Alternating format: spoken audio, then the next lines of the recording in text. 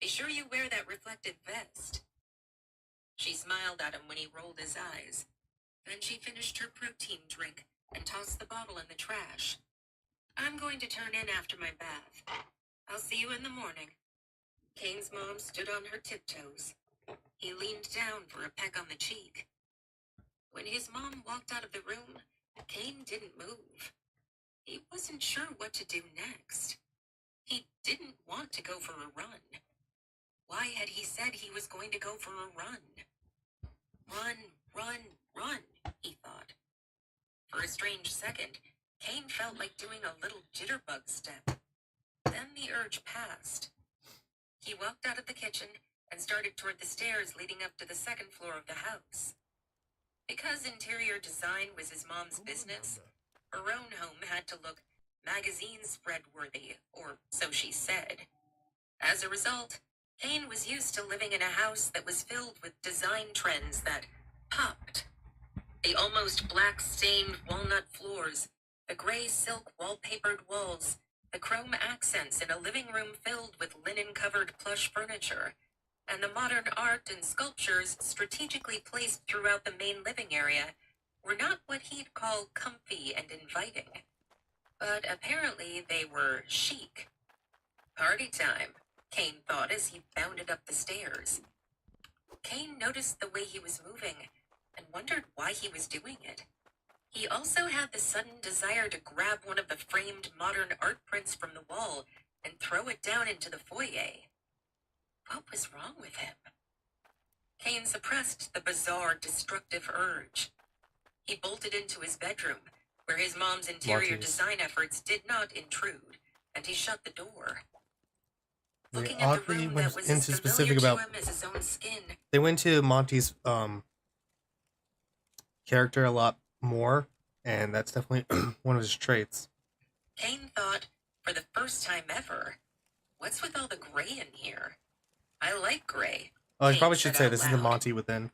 Kane walked to about his halfway queen-size through bed and flopped down on it. Stretching out, he gazed around his room.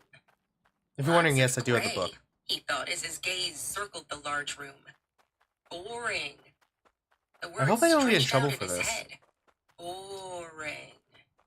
I like gray, Kane repeated as if reassuring himself. He liked black, too. Black and silver were the colors of his favorite Major League Baseball team.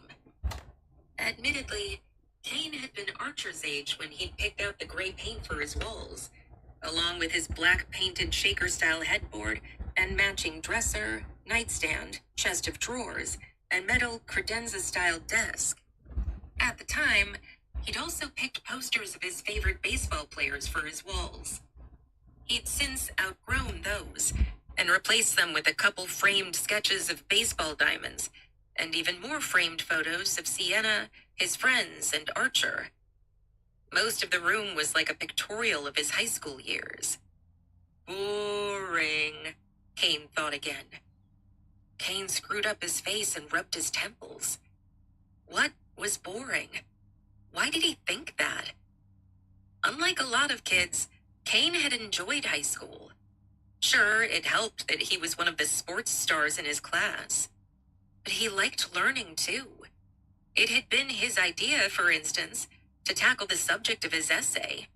His friends had all picked sports topics, but Kane had thought the workings of the left and right brain were really fascinating, and he'd been happy to do the research. Fascinating like a wart, Kane thought. Okay, that's enough, Kane snapped. He sat up and grabbed his head. What was going on with him? It was like someone else was thinking the thoughts in his head. Kane shot to his feet and ran to the bathroom. He stared into the oval mirror above his gray, rectangular sink. He looked at himself in the mirror. Other than the fact that his carefully created blowout hairstyle had gone limp sometime during the evening at the arcade, Kane looked the same as he always had. Didn't he? Kane leaned toward the mirror. He squinted at himself.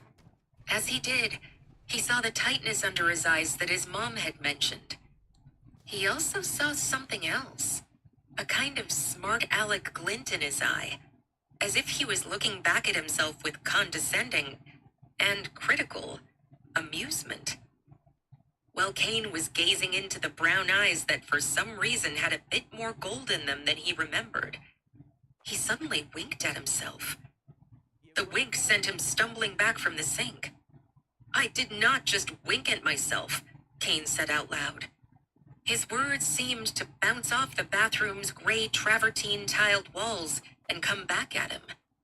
"Yep, you did," Kane thought. That's furniture. "I'm just tired," Kane said to himself.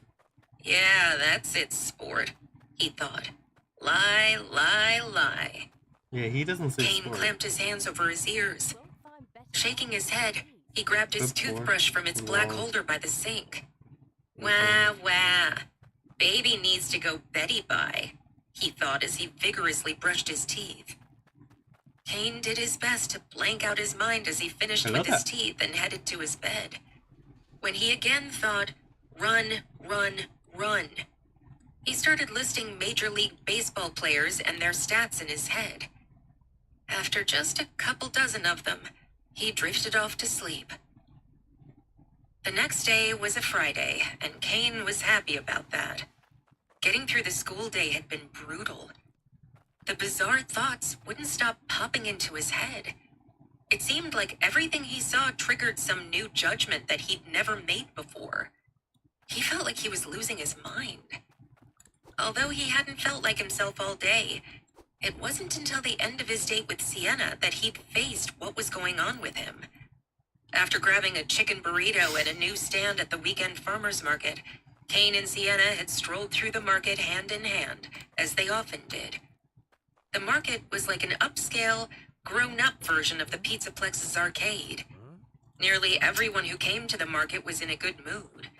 Happy chatter and laughter, and dozens of mouth-watering food aromas were a backdrop for checking out displays of local produce, artisan foods, and nearly every art and craft you could think of. Kane didn't enjoy poking around all the displays as much as Sienna did, but he loved being with Sienna, so he never complained about their farmer's market dates. And when Sienna spotted something that she liked, generally something really inexpensive, he'd buy it for her. She loved that. "You're so romantic," she'd told him hundreds of times. Tonight, Sienna was a little off. She had a pimple on the end of her nose, Roller. and she was self-conscious about Flying it. ground. That's what I "It thought. was there when I woke up this morning," she'd said to him when he'd picked her up before school. "Don't look at it." "Can't take my eyes off it," he'd thought, chuckling inwardly. "It's bigger than Chica's cupcake." Shocked not only by the unkind thought, but also by a comparison to a Fazbear character, Kane had wisely said, "It's not noticeable. And even if it was, your beauty trumps it." Sienna had smiled and given Kane a kiss as he had listened to a long snort in his head. "Fast and loose," he'd thought. What a line. Kane had frowned. Also, that's what I thought. It wasn't a line. He really thought Sienna was beautiful. And what did fast and loose mean anyway? I say smooth, but it basically means the same thing. I was thinking kind of the same thing. Not like I say line as like it's like something you just said that you either believe in or you don't. Like it doesn't matter what it is. It's something that's really good, really like nice. You just said. Is that? It's not a wall. Okay. Put you like this. Put you down like this. Okay. Now I need the funnel. So I need to put it underneath here so that I can take. "Hey, look at these," Sienna said now, tugging on Kane's arm. She led him toward a kiosk that sold miniature animals made out of seashells. "Oh, they're so clever," she said as she scanned the shelves. She flashed a smile at the elderly woman who sat on a black canvas director's chair near the stuff she had for sale. The thin, gray-haired lady smiled back at Sienna and winked at Kane. Sienna plucked one of the little shell animals off its shelf. "It's a sloth," she squealed, clearly delighted. Kane glanced at the sign that listed the prices of the animals. The little sloth was only $6. That's not He bad. could buy that for her. Kane started to reach for the sloth. Before his hand got to it, though, for some reason, he turned. His gaze landed on a kiosk that sold natural skin products. Made from honey and oats and a lot of love, Get a funnel for the this too, kiosk but that'll sign be read. afterwards. Kane, Because I don't have wanting enough for very it now. much to take the sloth from Sienna's hand and Yeah, buy I it, had it for. instead Down to 10. nudged Sienna and pointed at the skincare kiosk. "You should Do I put have back the that total now? sloth," Yes, he I do. said. "Let's go over there, and I'll buy you something for the big zit on your nose." I'm the man, Kane thought. Oh, He had a shit. strong urge to grin and do a fist pump. I'm a hoot, he told himself. But what he'd said wasn't funny. It was childish and mean. Why had he said it? Sienna, her face flushed and her eyes narrowed into slits, put her back to Kane. Without saying a word to him, she pulled out some money and bought herself the sloth. Ooh. Then she thanked the old lady and marched away from the kiosk Damn. without even glancing at Kane. Worst character to have in your That mind was is a Monty. bonehead move, young man, the old woman said. Kane heard a roar in his head. Sticks and stones, he thought. And that was when he realized he had to accept the truth. But not now. First, he had to make up with Sienna. Kane took off after Sienna. He had to practically run to catch up with her because she was striding quickly through the farmer's market. "Sienna," he called out. "I'm sorry. I don't know what got into me." But the thing was that he did know. He absolutely knew. Unfortunately, though, there was just no way he was going to be able to explain it to her. It was too incredible. "Get away from me!" Sienna flung at Kane when he came up beside her and tried to take her arm.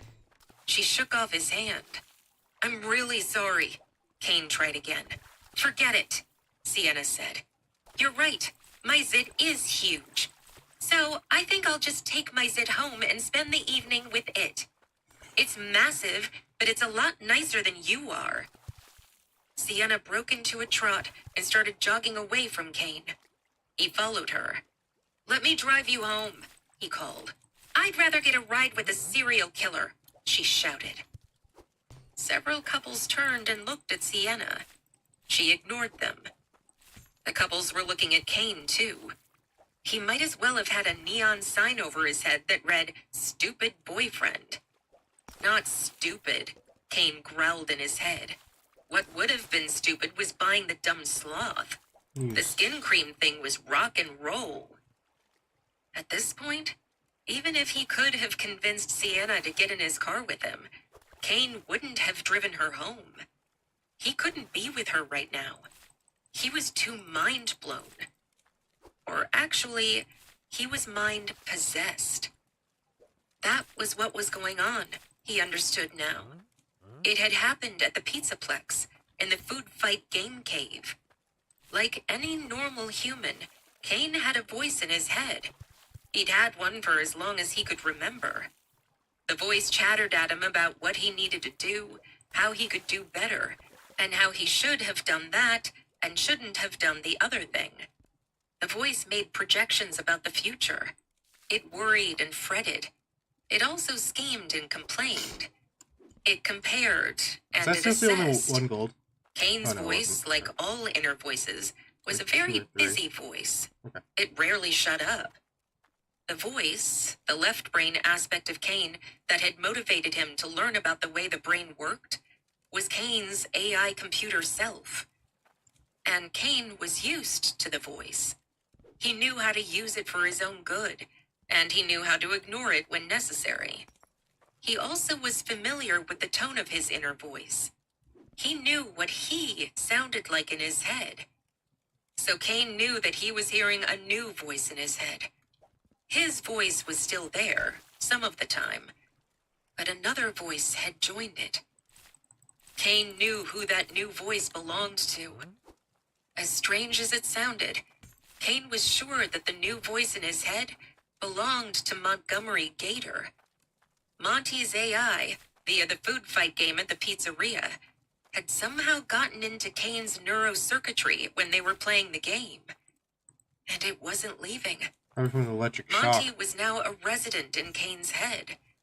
He just hoped he wouldn't be a permanent one. All the strange thoughts Kane had been having since the night before, all the snarky little judgments that had been running through his mind, these weren't his own. The thoughts sounded just like things Monty had said in the game. Obviously, the thoughts belonged to Monty. It had been Monty who had suggested skin cream instead of a sloth made of shells. Crocs eat sloths for snacks, Kane thought. Shut up, he muttered. And he groaned. How was he going to live with not one, but two AI voices in his head? One literally being AI. Somehow, even as he wrestled with what was happening to him, Kane managed to get to sleep that night.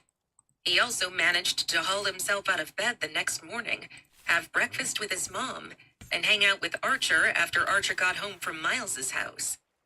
Kane even got to the school in time to catch the team bus to Saturday afternoon's game. Several times during the ride, he'd tried to call Sienna, but she wasn't taking his calls. He didn't blame her, but he kept trying. After he and his teammates trooped aboard the old team bus, which belched the sharp odor of diesel fuel as its engine surged and the bus jolted into motion, Kane took out his phone yet again. He tapped Sienna's number on his screen. Leaning against the bus's cool window and turning a little to try for some privacy, Kane waited for Sienna to answer. But she didn't. So what? Kane thought after he'd left his 10th message and wondered if he still had a girlfriend. Who needs a girlfriend? I do, Kane said loudly. Yeah, well, I didn't propose, dude, Kane's buddy Lewis said. Kane elbowed Lewis and tried to look relaxed.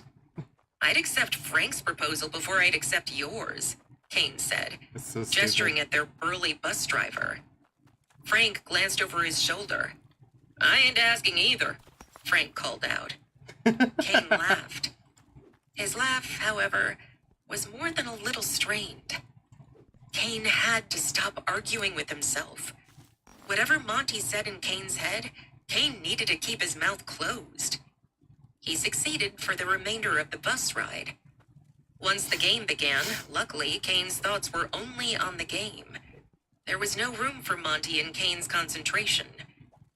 By the top of the 9th inning, Kane had scored 4 runs. Unfortunately, his teammates weren't doing as well, and the other team was up by 1. Kane came up to bat with 2 outs. It was up to him. If he didn't get a hit, they'd lose.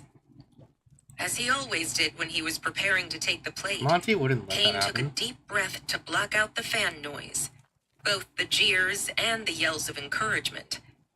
He couldn't split his attention between what he had to do and what he was hearing.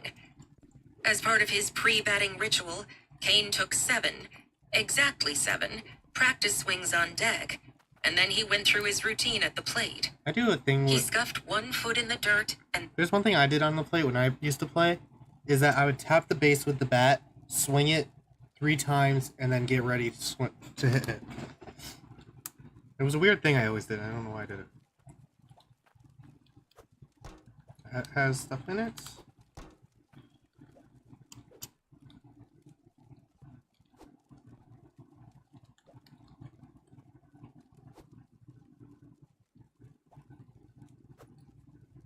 Guess that would be fine. Okay, now this. and then the other. Dust wafted up around his ankles. He waggled his bat. He tapped home plate with the end of the bat twice. Then he faced the pitcher.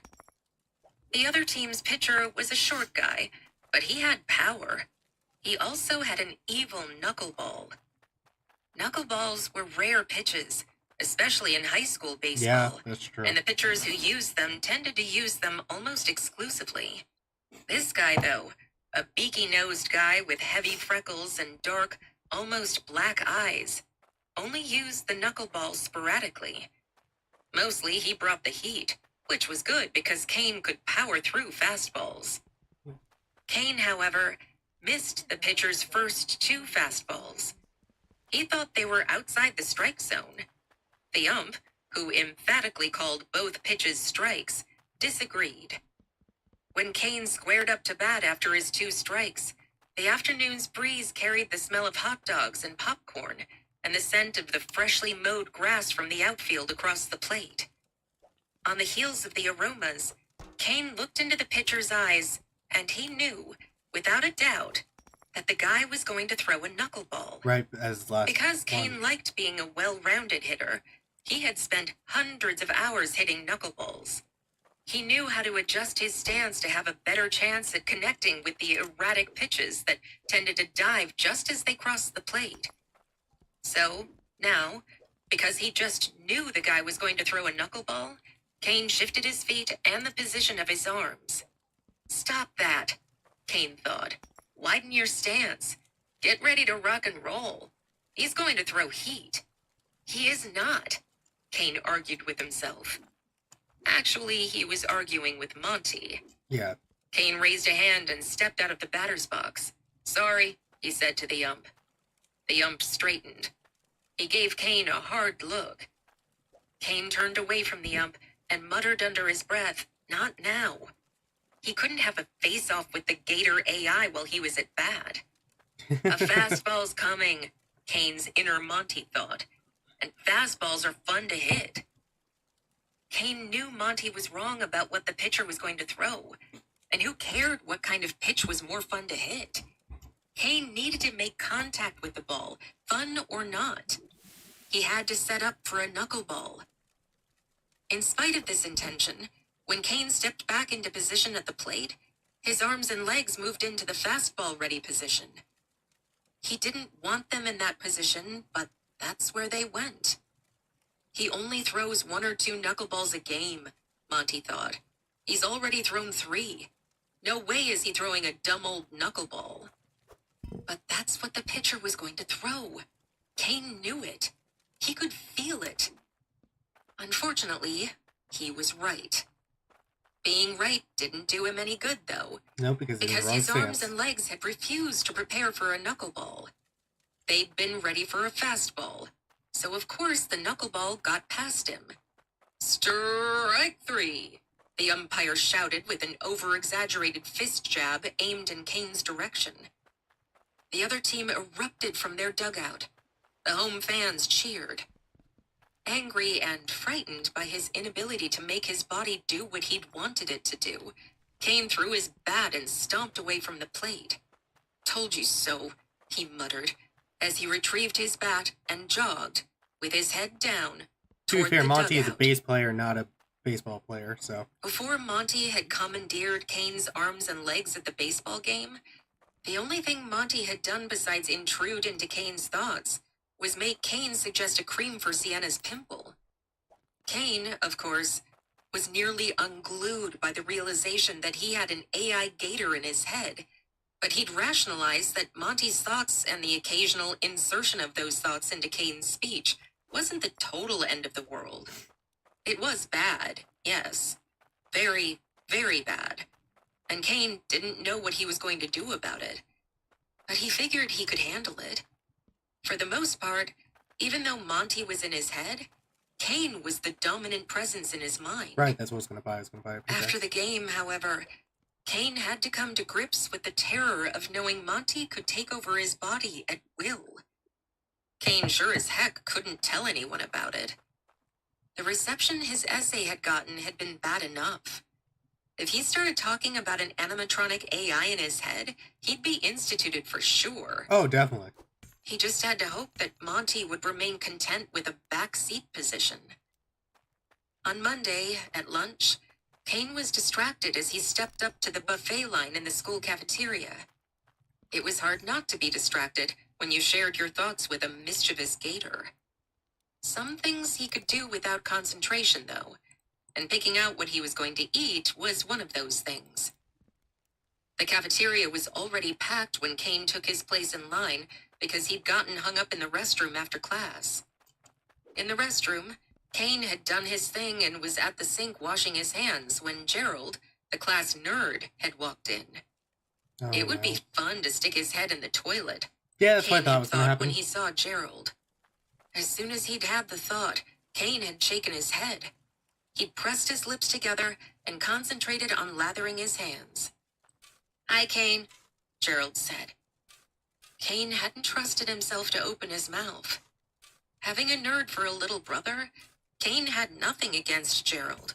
And because other kids were mean to the poor guy, Kane went out of his way to be nice to him. Monty, however, had other ideas. Of course. Where'd he get that nose? Kane, Monty, thought. It looks like someone glued a potato to his face. Used to Kane's friendliness, Gerald had frowned when Kane didn't speak. Kane had tried to smile, but as he started to stretch his lips into a grin, his tongue attempted to poke its way out. Kane immediately clenched his teeth so his tongue couldn't escape. Monty was trying to stick Kane's tongue out at Gerald. "Did you see the meteor shower last night?" Gerald asked, hovering near the sinks. Let's see here. A couple sophomores came in. Here Arguing we go. about a movie they'd just seen, they ignored Kane and Gerald. "Is that how this little guy got to Earth?" Kane thought. 106. "He rode down on a meteor?" Kane heard roaring laughter in his head. Frowning, he managed to nod in answer to Gerald's question. By now, Kane had finished washing his hands. He'd started to pull his hands out from under the water, but his hands didn't want to come. They were trying to cup water as if they intended to throw water on Gerald. "Cut it out," Kane snapped. Gerald's already bulgy eyes expanded even farther. His face started to screw up like he was going to cry. "Not you," Kane managed to say over the top of the thought, "Cry baby, cry baby." Oh, shoot. "I was talking to myself," Kane said. This was true in a way. Lie, That's lie, it? lie. It's the Kane same exact thought. as the pickaxe. "Sorry," Kane said as he'd started to hurry past Gerald. "I have, a lot on my mind." Not daring to look at Gerald again, Kane had torn out of the restroom. Once through the door, he had leaned back against the wall. Ignoring the looks he'd gotten from two giggling freshman girls, he'd run a hand through his hair and muttered, "Get a grip." Kane lifted a hand to wave at his teammates, who were settled around their usual table in the cafeteria. Kane moved his tray along the line. Inhaling the jumbled smells of chili, hot dogs, spinach, and spaghetti, he thought, "Now there's some great ammo for a food fight." Oh, "Don't boy. even think about it," Kane mumbled. Thankfully, even though Kane was only a couple feet from the brown-haired junior girl in front of him and the two freshman boys behind him, the rumble of conversation, the clinks and clunks of plates and cutlery, and the pulsing pop music coming from overhead speakers drowned out his comment. Thinking he had himself under control, Kane started to choose a green salad from the food on the cafeteria buffet. When Kane almost had his right hand on the large plate of greens, the hand veered away from the greens and grabbed a bowl of cherry jello. As soon as he grabbed the jello, Kane let it go. The bowl dropped back to the bed of ice it had sat on. Kane attempted to go for the green salad again, but his right hand headed back toward the jello. Frowning, Kane lifted his left hand and got the salad he wanted. At the same time, his right hand grabbed the jello. Ugh. Kane put the green salad on his tray, and he tried to get his right hand to put down the jello. His hand wouldn't cooperate. Because Kane didn't want the jello, he managed to prevent his hand from putting it on his tray. But he couldn't stop it when his right hand suddenly lifted the bowl and flung the jello into his face. Stunned, Kane immediately looked around to see if anyone had seen what had happened. Unfortunately, 3 girls at the table closest to the food line had seen it. Oh, boy. All 3 widened their eyes at him, but none of them spoke. Kane recognized the girls. They were sophomores. One of them had a brother on the baseball team, and all 3 of them came to the games, so they knew who he was. There was a hierarchy in high school, and Kane was at the top of it. Even when That's he one did good something thing. weird, Kids on the lower rungs of the ladder weren't going to call him on it. You think? He thought. What if you do this? Oh no. Before he could get himself under control, Kane's right hand flipped the green salad up from his tray, flinging lettuce all over his shirt. You should not thought about that. As the lettuce scattered, Kane's right hand reached for a bowl of macaroni salad. Even though he tried to grab the salad with his left hand, Kane's right hand managed to lift the bowl and upturn the salad onto the top of his head. Kane could hear riotous laughter in his head. Points for me, he thought. Kane tried to get a hold of his right wrist with his left hand, but he was too fast for himself. His right hand evaded his left, and he found himself lurching down the food line, shoving his tray along the stainless steel shelf as he went. Before he could stop himself, Kane picked up the ladle that rested in a big pot of chili. The ladle, filled with chili, lifted upward. The spicy scents of jalapenos and chili powder assaulted Kane's nostrils. Kane squinted at his right hand, and he shot out his left hand to grip the ladle's handle. For several seconds, his right and left hands fought over the ladle. Chili squirted onto his tray and shirt and splashed onto the floor. "Just what do you think you're doing, young man?" a woman's shrill voice cried out. Kane looked up from the ladle. His gaze landed on the small, intense eyes of one of the cafeteria workers, Mrs. Patel, a dark-haired woman with severe frown lines and thin lips. Mrs. Patel stood behind the food in front of Kane. Her hairnet cut into the flesh of her forehead, making her skin bulge above her scrunched-up brows. Kane dropped the ladle. Chili slopped over a pan of tamales next to the chili pot. "I win," his thoughts chortled. Kane looked at Mrs. Patel. "I'm really sorry, Mrs. Patel. I'll clean up the mess." Kane glanced around. The three girls weren't the only ones staring at him now. Dozens of pairs of eyes were directed his way, including those of his teammates and those of Sienna and her friends, who were sitting at the table near Kane's teammates. Kane, his face sticky with jello, his shirt covered with lettuce and chili stains, and his hair gooey with macaroni salad, threw up his hands and gave everyone his best cocky grin. "Sorry, everyone," he called out. "Social experiment. An assignment. Go on back to what you were doing." "Gimme 5, Kane thought. Good one." Kane blocked out his thoughts as he grabbed a bunch of napkins. He started to bend over to clean up the mess he'd made.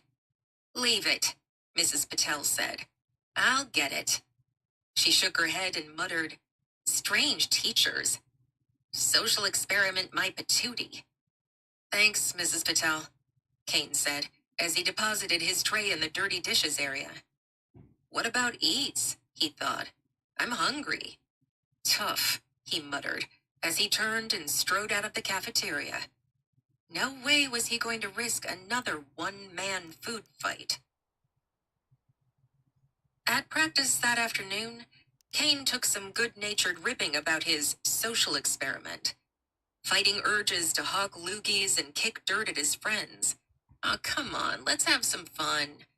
Kane managed to keep up the charade that he'd been throwing around food to see what people would do. "What was the point of the experiment?" Tank, the team's right fielder, asked. He rolled up his sleeves over bulging biceps before he took a few practice swings. "To see if I could start a food fight by tossing around a little food," Kane said, thinking fast. "At yourself?" Lewis asked. He was warming up nearby, firing fastballs at Jimmy, the team's catcher. "That's pretty tame if you ask me." Kane shrugged. "Yeah, I didn't get to do what I wanted to do." Before the conversation could continue, Kane started doing wind sprints. He had to get away from his friends because he hadn't been the one speaking just then. Monty was the one who'd said he didn't get to do what he wanted to do. Monty had wanted a full-on food fight. "You're no fun at all, Kane," Monty thought.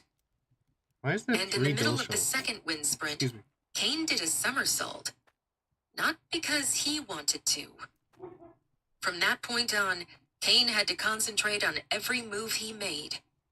Rigid focus was the only way to keep Monty under control. That afternoon, after practice, Kane went to the school's shop so he could finish up his project. Because Sienna still wasn't talking to him, he wanted to complete what he was working on so he could give it to her and hopefully get her to forgive him. He also wanted to do something to get his mind off what was happening to him. When Kane pushed through the double doors to the school's woodshop, he found it empty. That was fine with him. He was still embarrassed by what Monty, had done in the cafeteria. And overall, it was getting harder and harder to interact with other people because Monty kept butting in, usually just with snide judgments in Kane's head, but sometimes forcing Kane to blurt out things he didn't want to say. So far, none of those things were as bad as what he'd said to Sienna, but he had gotten his share of raised brows and rolled eyes. Kane let the metal doors fall closed behind him as he strode past the massive self-feeding table saw. By far the biggest tool in the place, the saw had 12 feet of spinning metal rollers that carried long pieces of wood to the saw's blade to be ripped lengthwise. A sheet of plywood lay on the roller. Kane could tell by its sweet, almost wintergreen-like scent that it was birch. He idly wondered who'd left it there. The shop room was shaped like an inverted T. The horizontal part of the upside-down T, extending both ways from the doors, contained the shop's large power tools.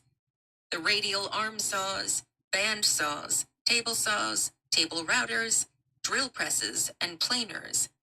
Behind these tools, the vertical part of the T contained the work tables. The shop's walls were lined with storage shelves and cabinets. Some of the cabinets were used to store students' ongoing projects. The rest were packed full of tools and woodworking supplies. The shop was stocked with every hand tool imaginable, a vast array of clamps, shelf after shelf of glues and stains and paints, and all shapes and sizes of nails, screws, and other connectors. When Kane had first signed up for shop class, he and his fellow newbies had been told that the shop was the finest school shop in the country because a rich alum had gifted the school with all the amazing tools it contained. Kane hadn't realized just how necessary all these tools were at the time, but he'd come to realize how lucky he was to learn woodworking in this shop. Kane reached the work table he usually used, and he retrieved his partly completed project from the cabinet behind it, ran a hand over the cutting board, and appreciated the smooth feel of the perfectly sanded wood. Looking good, Kane thought. Wonder. He wasn't sure if that thought was his or Monty's. He had found that they did sometimes agree on things. Kane was making a cutting board for Sienna, Monty who is lately was really interested in cooking. He'd already done a lot of the work. He'd painstakingly cut pine strips, glued them together, and sanded them smooth. Kane planned to cut the glued-together pieces into a sloth shape, making it probably the world's only hanging sloth cutting board.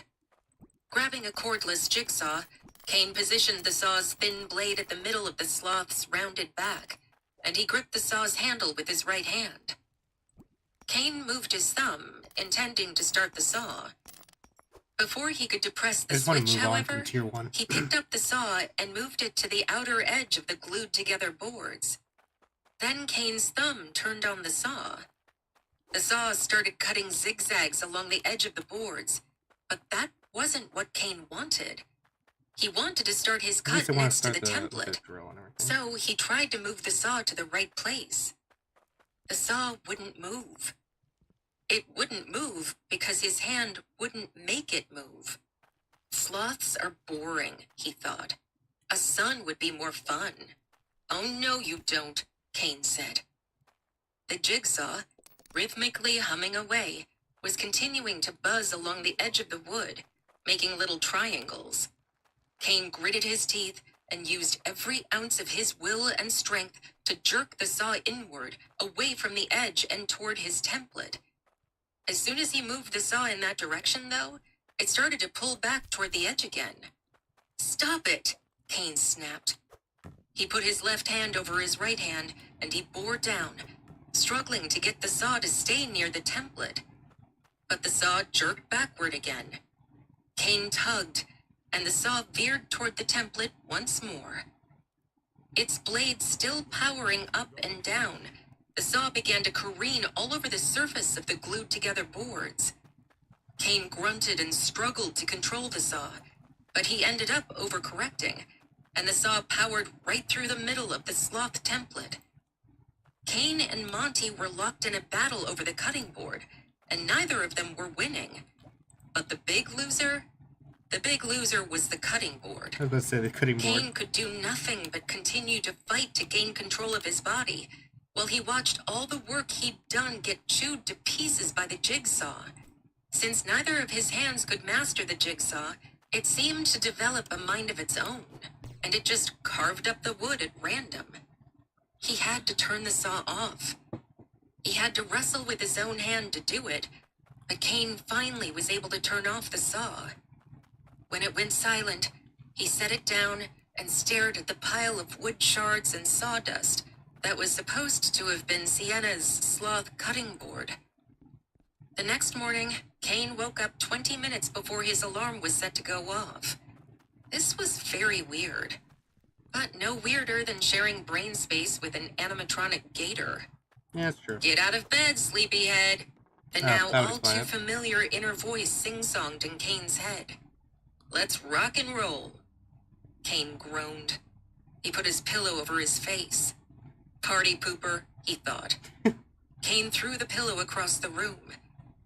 Fighting despondency, Kane reached out and picked up his phone from his nightstand. Oh, I just want to check something. He sat up, put his feet on the floor, and called Sienna. As he had the previous 50 times he'd called over the last few days, he got her voicemail. Listen, Sienna, Kane said into his phone. I wish I could explain to you what's going on with me. Because something is going on. I don't know how to say it. I've been saying things I don't mean. And Kane managed to get his thumb on the red end call button on his phone just in time. As his mouth finished, think you're stuck up for getting so bent out of shape about one little comment about your huge zit. Forget her. Let's have some fun, Kane thought. No, not Kane. Monty. Oh, come on, Kane thought. Get in the game. Offering to buy her cream for her big zit was funny. But that wasn't what Kane really thought. Or was it? Kane was starting to wonder which thoughts were his and which were Monty's. What would happen if Monty took over even more? Oh, you know what I forgot? Disgusted and discouraged, Kane stood and headed into the bathroom. He didn't know what else to do except try to stick to his regular routine. It was either that or give up and possibly turn into Monty. Plus, part of him was holding out the hope that if he kept trying to ignore the Monty part of his brain, the AI would get frustrated and crash or something. I don't think that's how that Kane works. took his shower, got out, and wrapped a towel around his waist. He stepped over to his sink. Ignoring his wet hair, he reached into the drawer in the cabinet under the sink. There, he kept his hair products, his razor, and his scissors. He grabbed his razor and quickly shaved. Then he started to reach for his blow dryer. I see a lot of YouTubers and they his have right trouble hand moving froze around with before this. he could grab it. A blowout is girly, he thought. A mohawk would be more fun. Before he could stop it, Kane's right hand went back into the drawer and grabbed his razor again. Oh boy. Kane immediately knocked the razor from his right hand with his left hand. Not the hair, Kane said. He looked at himself in the mirror. Squinting, he leaned forward. I know you're in there, he said. But you're not in command. I am. Against his will, Kane leaned toward the mirror. The right side of his mouth quirked up into a snotty grin. So he's the left You're part? in trouble now, he thought. Hold on.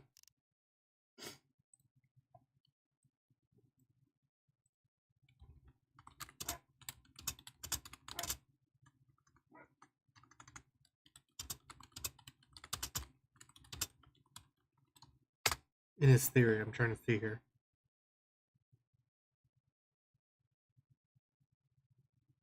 Okay, so it's left. Okay.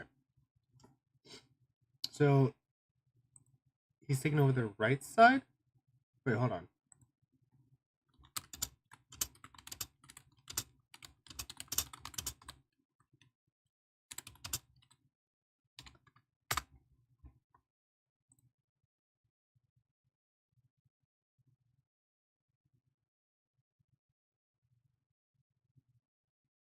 No, so the right brain is for the left side of the body. So this is what he has control of. Kane.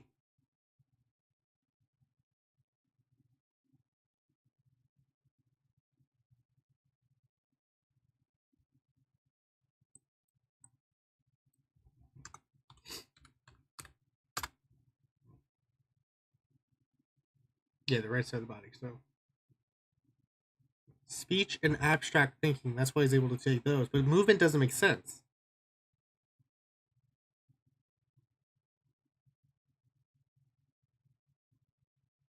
Wait. Oh no, the right side is.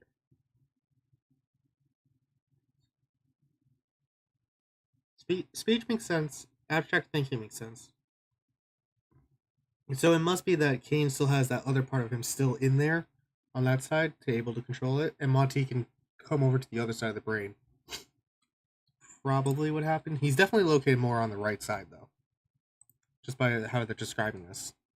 Kane's right hand shot into the drawer and grabbed the razor again. It lifted the razor, and it moved the razor toward the side of his head. The razor was almost touching Kane's hair when his left hand reached up and slapped the razor away. The razor rocketed across the bathroom and hit the travertine tile near the shower with a tinkle. It hit the floor, tappity-tap, and spun in a circle. Kane again tried to pick up his blow dryer, and again, his right hand wouldn't cooperate. He rolled his eyes and grabbed the blow dryer with his left hand. Thinking he'd won the hair battle, Kane didn't realize what his right hand was doing until a pair of scissors appeared in his field of vision. The scissors opened and headed toward the long waves of hair on top of his head. "Hey!" Kane shouted. He dropped the blow dryer and lifted his left hand to grab the scissors. As Kane's left hand attempted to wrest the scissors from his right hand turned the scissors. It slashed one blade of the open scissors across Kane's left palm, ultimately driving the point into the meaty part of the palm under Kane's thumb. Kane gasped and yanked his left hand back. The scissors stuck in his flesh for a second, then dropped away and clattered into the sink. Blood poured from the gash in his palm. Kane didn't make it to school that day until after lunch. He spent the entire morning in the ER, waiting to get his hand stitched up. Surprisingly, though, the afternoon passed uneventfully. For nearly 4 hours, all through the rest of the day's classes and through baseball practice, Kane had insisted on practicing, even though using his left hand hurt like heck. Kane hadn't heard a peep out of Monty. Kane's thoughts were finally his own. His words were his own. His actions were his own. Maybe something about the injury had thrown Monty out, Kane thought as he cleaned up after practice. And that was his own thought. He'd never been so relieved. After practice, Kane started to head toward his car. His hand was throbbing, and all he wanted to do was go home, lie down, and forget the last few days. So why was he walking down the hallway in the opposite direction from the parking lot? God damn it. Kane was so distracted by the pain in his hand and the euphoria of thinking his problem was over that he was halfway down the beige-tiled, locker-lined hallway before he realized that his feet were taking him someplace his consciousness had no intention of going. As soon as he caught on to what was happening, Kane tried to stop his feet. But his feet kept going. "What are you doing?" Kane asked aloud. One of the artsy kids in his class, Rowan, whose coal-lined eyes made him resemble a zombie, was standing at his locker. He turned and leveled his hollow-looking gaze at Kane. What's it to you? Rowan challenged. Kane wanted to explain that he hadn't been talking to Rowan, but his mouth wouldn't open. His feet kept moving, and he walked past Rowan without saying a word. Rowan shrugged as Kane went by. Whatever, Rowan muttered. When Kane thought he was out of Rowan's earshot, he whispered, "What are you doing?" He was talking to Monty because clearly Monty was the one moving Kane's feet. Monty wasn't gone after all. Monty was the one taking Kane to the school's shop. Kane pushed open the double doors to the shop. It was empty. "Why are we here?" Kane asked, moving forward without any desire to do so. Monty remained silent. Kane Weird. turned and walked toward the self-feeding table saw. Frowning, he reached the end of it, and he levered himself up so he was seated on the plywood that still lay on the metal rollers. Oh no. "What are you doing?" Kane heard the panic that tinged his words. Kane concentrated and tried to push himself off the plywood. Instead of lifting him up and away from the saw, one of his hands gripped the plywood, and the other one reached out and flipped the switch to power on the saw. A high-pitched whine filled the room, and the saw blade buzzed into motion. The metallic screeching roar filled Kane's head. The saw's sound, though, wasn't loud enough to silence Monty's thoughts. "I've tried to play along with you, but you're no fun. You need to go away." I mean, "What do go you away. mean?" You're killing Kane both of shouted. you. Concentrating on regaining control of his muscles, Kane grunted with the strain of attempting to push himself off the flat expanse of birch. But again, his body did the opposite of what he wanted. He lay back on the plywood. As soon as Kane was in the prone position, the plywood started to move along the metal rollers. Kane, able to control his head just enough to crane his neck to the left, looked back at the saw's huge spinning blade. Oh, The saw's shrill keen filled his head as his heart began to pound as fast as the saw was whirling. "Stop!" Kane screamed. The plywood kept moving toward the saw. It carried Kane with it. "No!" Kane screeched as his head moved closer and closer to the saw blade. Kane strained to keep his gaze on the whirring metal, jagged-edged disc. He could see that the saw was positioned so it would cut through the center of his head if he couldn't get control of his body and get off the plywood. If he remained where he was, the saw blade would slice right through the crown and bisect his skull, severing his corpus callosum. "The saw's going to cut my brain apart," Kane thought. "And the rest of me, too." Kane felt the blade cut into his skin. He howled as the saw buzzed relentlessly, preparing to carve into Kane's skull. hey, Mark. His thoughts a chaos of pain and horror. Kane could do nothing to save himself. The table shook violently as the saw struck bone. Rock and roll. That's one way to end a story. Bleeding Heart. Her name was Daisy Zayland. She was the coolest I'm girl walking in away from that. Bayer High School. To Danny Schulenberg, anyway. And she was Tiger straight. Rock, the newest one. I bought the audiobook for it as well. $20 for the audiobook, by the way, because it's 6 hours long. Where did I put my money? I put my money in here. Put it in here.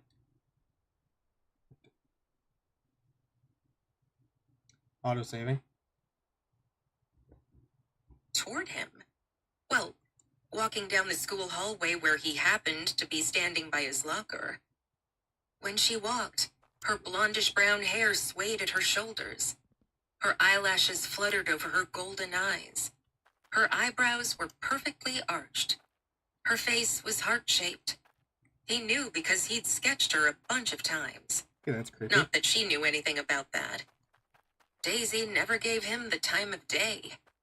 She was super cool, and he was Well, average.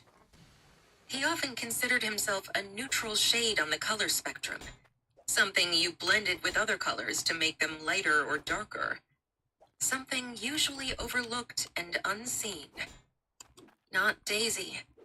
She was like a vibrant purple or a dazzling orange, a color that caught your eye right away and didn't have to mix with another shade because she wasn't meant to blend in. She was meant to shine and be unique. When he sketched her, he even drew the little star she had tattooed on her wrist. Yes, Daisy was the only girl at Bayer High who had a real tattoo, not one of those stick-ons that only lasted a couple of weeks. A real one outlined in red It's supposed to that last was weeks? permanent. That's funny. He wanted to ask her how she managed to get it, or if she had any more. How had she convinced her parents to agree since she was still in high school? Well, But he never got up the nerve to ask, 16-year-olds have or to... even talk to her. Danny thought she was going to walk right past him like she usually did, but she actually stopped right in front of him. She smiled and flashed her perfect teeth. He swallowed hard. He felt a little tingle in his heart. Suddenly, something tiny flew at him and hit his nose. A dumb bug, probably. So mesmerized by Daisy, he brushed it away. "Hi," she said. Her voice was soft, yet confident. He waved a nervous hand and blushed. Oh, wow. He was such a dweeb.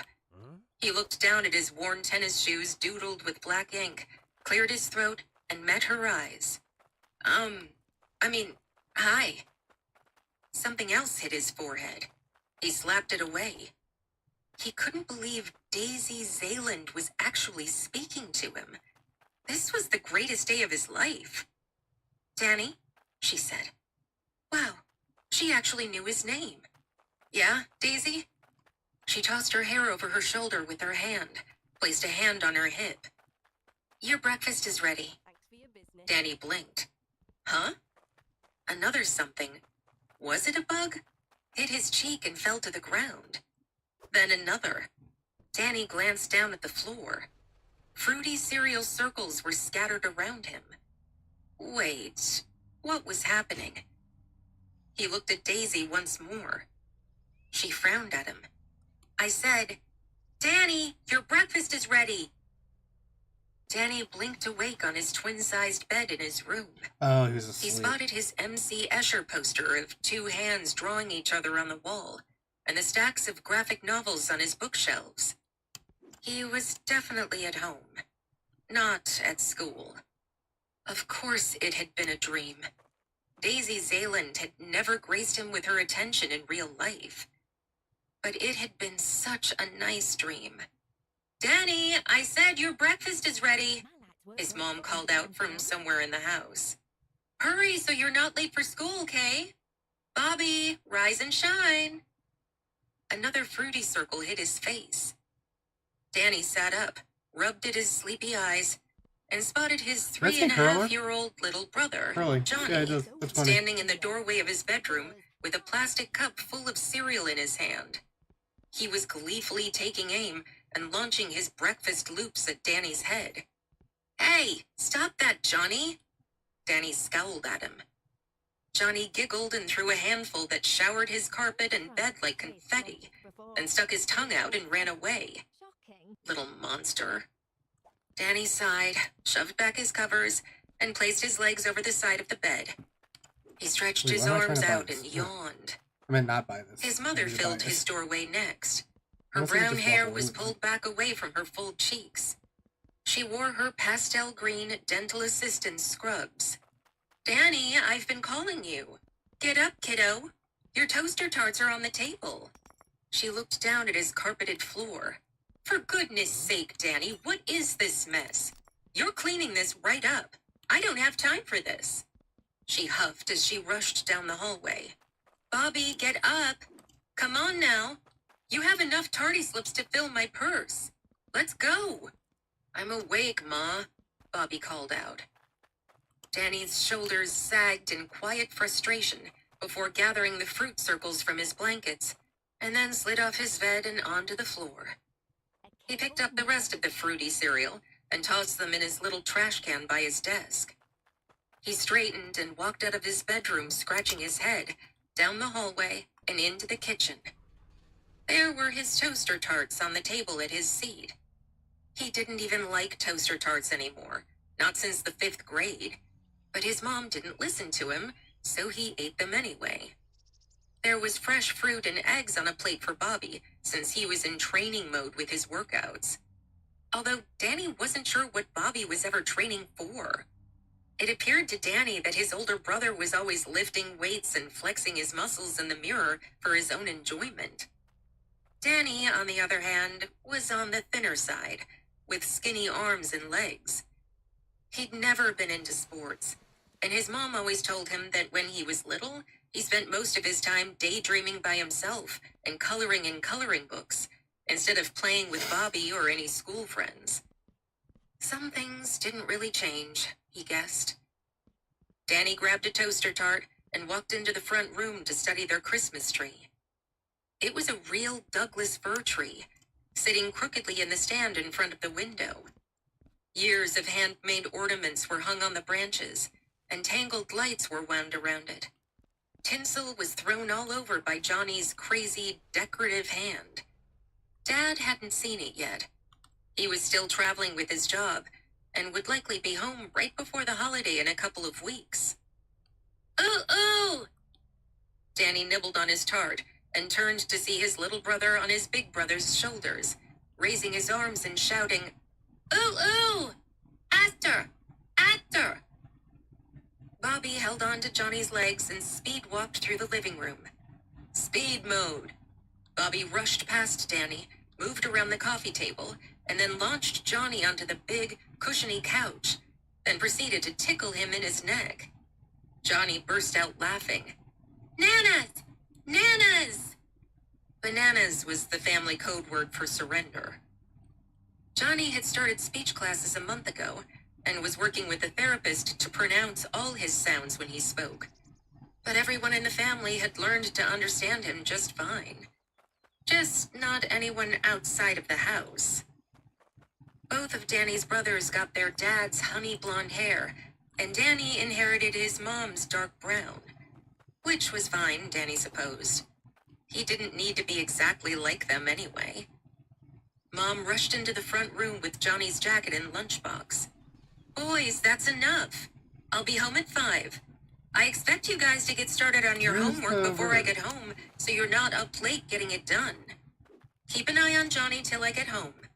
He'll be dropped off at 4 after speech therapy. I got something after school, Ma, Bobby told her. That school meeting I told you about. It's for college applications, remember? She sighed. Right. That leaves you, Danny. Be home by 3:30, Kay? Danny nodded. Not that Mom looked over at him. She always seemed to be on a fast-forward setting, rushing around taking care of the house, working full-time, while Dad was away for his job, and taking care of 3 boys. Even at 15, Danny accepted that it was a lot. So while his little brother was a can-do-no-wrong little monster, and his older brother talked a bunch and monopolized his mother's attention, Danny had grown to be the quiet one, the one who didn't cause problems. He really only enjoyed drawing in his sketchbook and keeping to himself anyway. All cleaned up and dressed for school, Danny hooked on his pale blue backpack. He'd decorated the front pocket with drawings of trees and animals with black marker. He grabbed his graphite pencil and hooked it over his ear and headed out the front door to walk to BHS. His older brother brushed past him. Out of the way, Danny boy. Bobby's friend Tyler was picking him up in his beat-up old truck, which had 2 rusted fenders and tires that had seen better days. Danny watched his older brother hop into the passenger seat and slam the heavy door shut. Music blasted as they took off from the curb. A spurt of white smoke puffed out of the old muffler. Danny turned around and locked the front door, then took off for the 2 blocks to his school. The winter morning had a harsh chill. There was a thin layer of ice on car windows and rooftops. The town of Marston didn't normally get snow, maybe twice in the last 50 years as locals often shared, but this winter was especially frigid. Danny and his brothers often wished it would snow for the holidays. When Danny hit the first corner, he spotted his best friend, Aaron Glasgow, waiting for him. Aaron's backpack was hooked on his shoulders, and he held his flute case in his right hand. He wore dark, rimmed glasses that looked strange over his long nose. The glasses were secured with a band that wrapped around his head and kept his glasses secured so he wouldn't lose them during school activities. He wore pressed khakis and a knitted red sweater and scarf that his mom likely made for him. Danny and Aaron had gravitated toward each other in preschool, since they were the only ones who would sit in one place for hours, instead of running around chasing each other on the playground like the other kids. "Hey," Aaron said to him. "Hey," Danny said back as they continued on to school. "Did you read the latest Blake the Hero graphic novel?" Blake the Hero was about an average high schooler named Blake Billings, who didn't have a lot of friends. But he had a secret persona, Hero, who wore a bright red mask and helped right wrongs in his small town just by using his smarts. That was why Aaron and Danny liked it so much. They could relate to being a nobody like Blake, but they dreamed of being a cool, secret teen superhero like him. And, of course, Danny liked all the illustrations. He might want to be a graphic novelist one day. "Is it out already?" Danny asked Aaron. "Yeah, yesterday. I made Claudia drive me over to the mall and wait in line to get it." Claudia was Aaron's older sister. "Oh, wow. Do you think they sold out already?" "Don't know, but maybe we can go after school?" Danny began to nod, then remembered Johnny. "Can't. I have to be home when Johnny's dropped off later." "Oh, well, do you want me to tell you about it?" Danny held up a hand. Where "No am way. I hate spoilers." "Okay, but it's super good. I stayed up late and finished it." Oh, I see. "How about the latest Uno Samurais issue?" Danny shook his head. He'd been a little distracted lately, he guessed. "You are way behind." The boys walked up to the entrance to Bayer High as other kids swarmed in. The hall was loud with voices. The walls were covered with bright posters for school events and activities that Danny always ignored. He wasn't much of a joiner. They finally squeezed through groups of kids and made their way to Danny's locker to exchange books for first period. "You got to get the latest copies right away," Aaron told him. "I need someone to talk about the novels with really bad." "I'll try," Danny said. Then he looked around and pulled out the latest drawing he'd made of Daisy from his backpack. "Hey, what is that?" Aaron asked, then said flatly, "Oh, another one." It was a character-style illustration of Daisy Zayland, as if she was in a graphic novel. Danny quickly walked across the hallway, a few lockers down to Daisy's, slipped the drawing through the vent, and went quickly back to his locker to stand by Aaron. His breath thinned because he was a little nervous about Daisy catching him. "How long are you going to be sneaking her drawings?" Aaron asked. "Why don't you just talk to her?"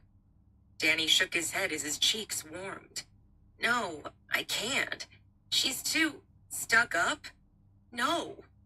Danny shook his head, pulled the pencil from his ear, and rolled it between his thumb and fingers. "Just way cooler than me, that's all." Suddenly, Danny felt that little tingle in his heart and quickly turned toward the front entrance. Sure enough, he spotted Daisy maneuvering through kids down the hallway by herself, and it was like rock music played in his head as she moved. He wondered if he was the only one who felt like that when he saw her. Even though Daisy was really pretty, she didn't seem to have a lot of friends. Other girls tended to stare at her from a distance in awe because she had a tattoo and they seemed to begrudge her for being different. That would explain But why. Daisy always looked confident and didn't seem to worry what other kids thought of her. Because you gotta hide it. "Gosh, it's like you have a sixth sense with her," Aaron told him. So weird. Maybe he did. That had to mean something, right?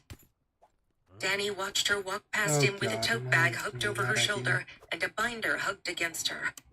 Today she wore a pretty purple sweater, a puffy black jacket, faded blue jeans, and black boots.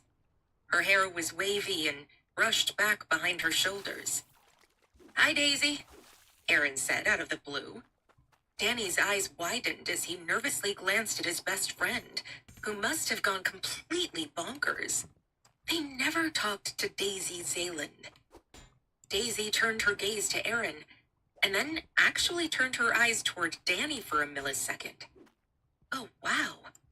Daisy Zayland actually looked at him and met his eyes for the very first time. It was like something clicked within him. He felt his entire body temperature rise. Daisy shifted her gaze toward Aaron and lifted her eyebrows, seemingly uncertain, then gave a half wave as she glided by. Danny spun around and shoved his best friend's shoulder. "Are you crazy?" Aaron snickered.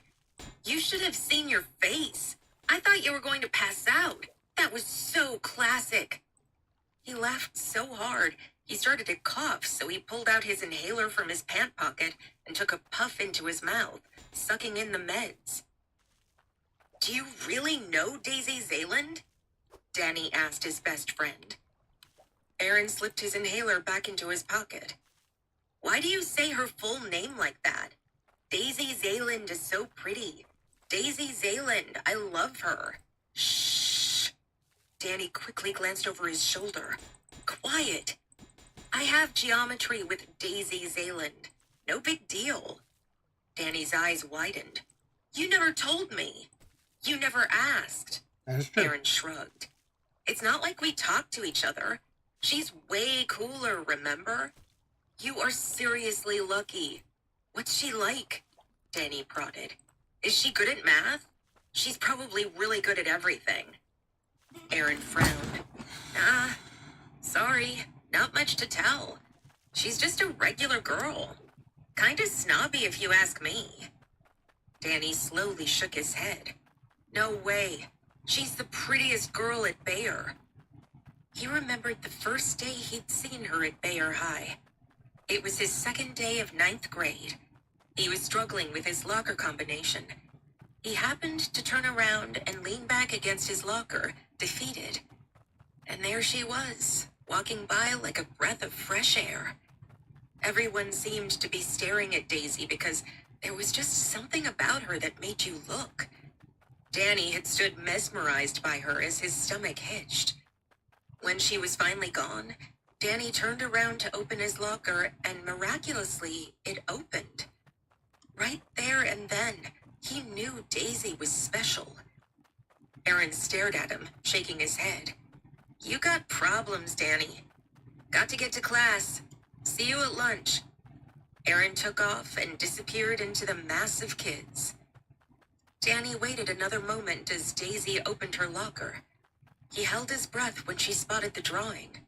She reached in to grab it and glanced at it, then looked around the hallway.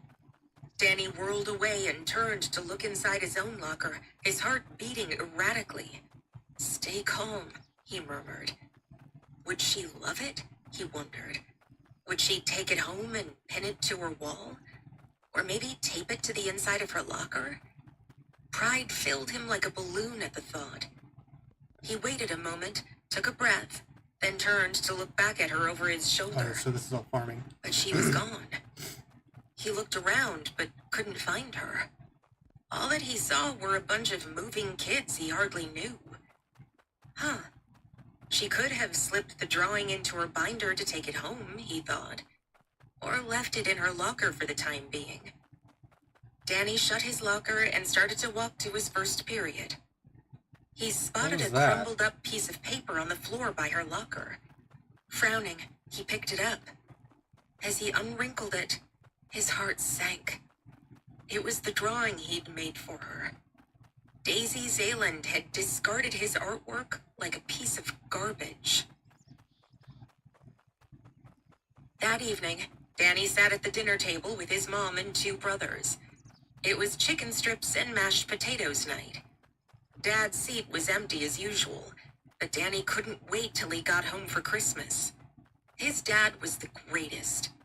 He wasn't home a lot because he had to travel to teach other companies how to use new corporate computer software, and the boys knew it was a good-paying job in order to support the family. But it didn't stop them from missing him. When Dad came home, he was real patient with Danny and his brothers. He'd listen to all their stories, and then he'd spend time with each of them while he was home for a few days. He was really supportive of Danny's art, always telling him how good his work was and how he could find a good job as a digital illustrator one day. Danny couldn't wait to talk to his dad, man to man. He had something new to discuss with him beside art, and it had to do with how to impress a girl. He wanted to ask his dad how he got his mom to like him. He just knew his dad would give him the right advice. After all, his parents were high school sweethearts. Mom got up to clear her plate and strolled into the kitchen when her cell phone rang at her seat. Danny's eyes widened as he was sitting next to his mom's chair and could see who was calling on the screen. "Who is it?" Bobby asked him from across the table. Danny didn't answer him because he knew his brother would try to grab the phone first. Danny snatched the phone and stood up to answer it. "Hi, Dad."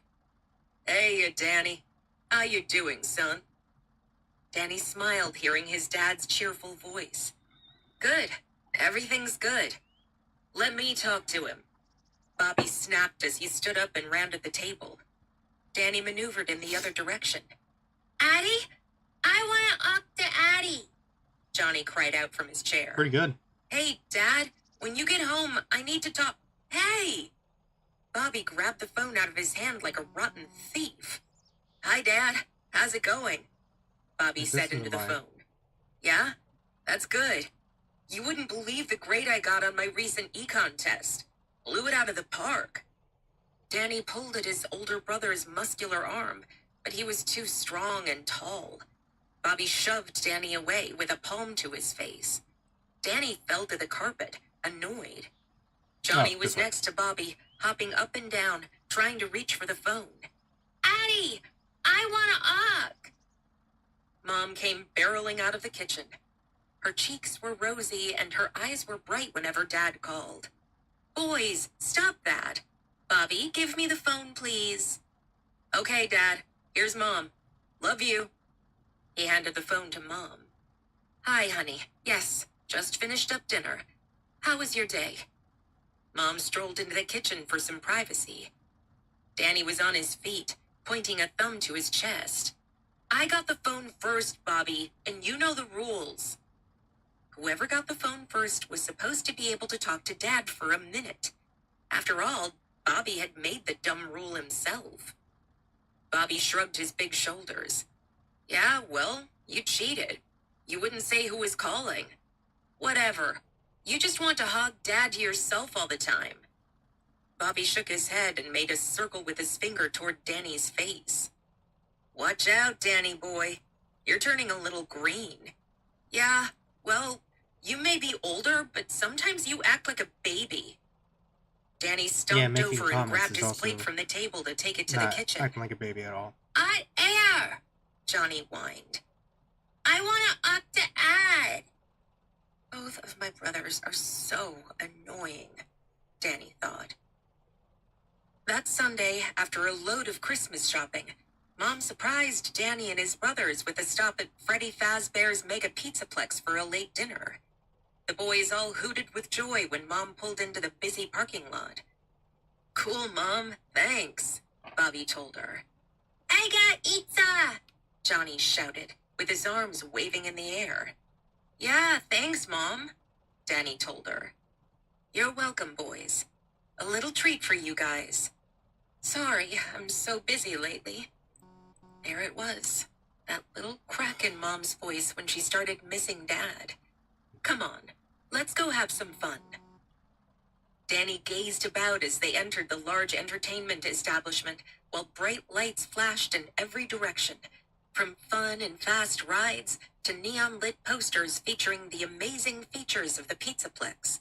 Monty's Gator Golf, Phaser Blast, Roxy's Raceway, I always called it the Phaser Blast. Fazcade, gift shops, and So more. I'm pretty sure that's what they say in the game, right? Music and game pings and bells overpowered Danny's senses. He smelled pepperoni pizza and something sweet in Sir Blast. So the one good thing about these books, it gives us a much more story about what security breaches was like. Well, like the Mega Pizzaplex, because we don't get to know much about the Mega Pizzaplex during the game. We only get to live in the moment. Unlike, like the other establishments, for example, FNAF 1, we learned that it could have been shutting down or something. FNAF 2, we learned that it's a grand reopening. It's not been open for long, and then it was shut down. FNAF 3, it was a establishment that was made to recreate the horror aspect of the stories, and they try to be authentic with it, so the place burned down afterwards. And we'll go into detail there. Then it went into FNAF 4, where we got a lot of story in that. FNAF sister location, same thing. We got story. I don't think we got much background. Yes, we did. We got Michael was told to go down there. Then Pizzeria Simulator, we learned there was a trap for the place, and it was our own way to make it. And then what was after that? Not Ultimate Custom Night. Was it Ultimate Custom Night? Yeah, Ultimate Custom Night, we learned that it was supposed to be hell, basically. Then with Help Wanted, we learned there was a whole company mock-up thing. And then with AR was the same idea, but it was like trying to make it more interactive and all that. Then it went to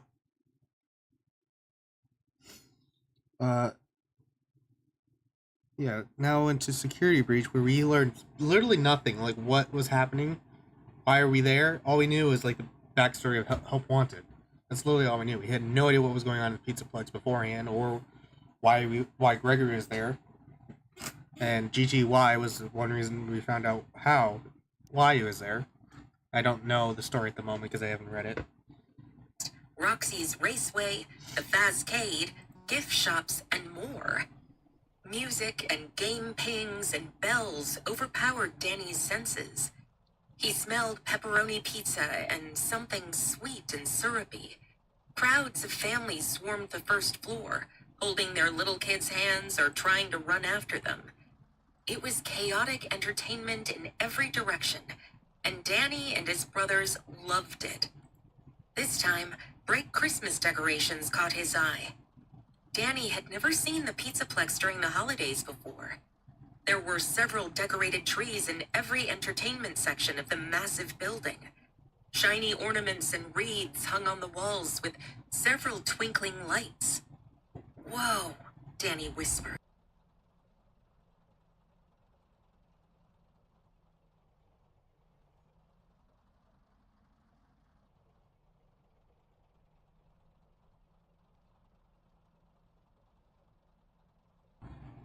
Okay, so I gotta do something real quick. I want to finish up one more line.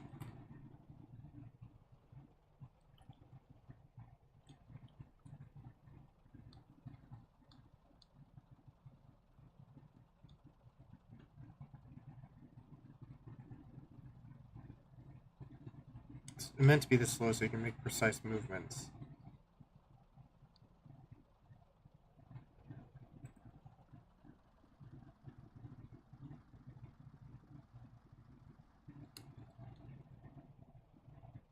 Just wish I had a little bit faster acceleration though.